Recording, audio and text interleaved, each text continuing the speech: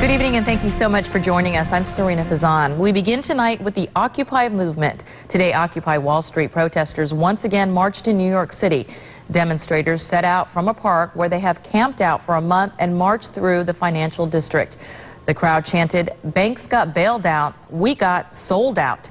New York demonstrations have inspired similar protests today around the world and across the country, including right here in the Bay Area. The movement continues to gain steam here at home. Our James Jackson shows us how protesters in the Big Apple influenced people here in Florida.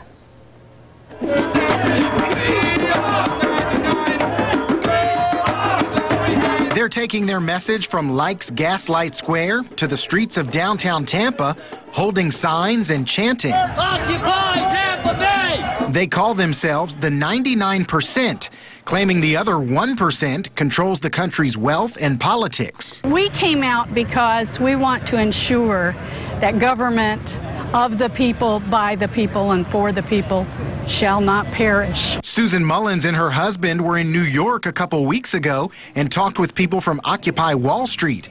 They were interested in the fight after being active in protests in the 60s. Fairness and a level playing field, and the voice of the people should be heard. Tell me what democracy looks like! This is what democracy looks like! Corporations are being heard because they're the ones spending the money on the lobbyists, and they're the ones that are influencing Congress. They're the ones financing the campaigns. Following the movement online, George Taylor wanted to be a part of it.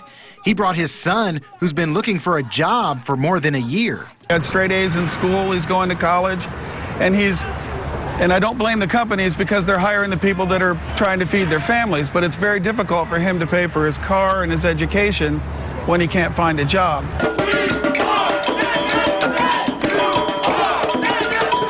Occupy Tampa protests have been going strong for a couple weeks now, peacefully. Police say they have not made any arrests. Hundreds of people showed up for today's event, and now the demonstrations have gone global. People were also protesting in New Zealand, London, and Australia.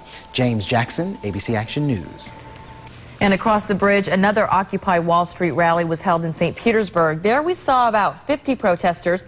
They held what they called a General Assembly meeting to decide what to do at 2nd Avenue North and Beach Drive. Some protesters say they are tired of being abused by big corporations. We turn the elections back into elections, not auctions.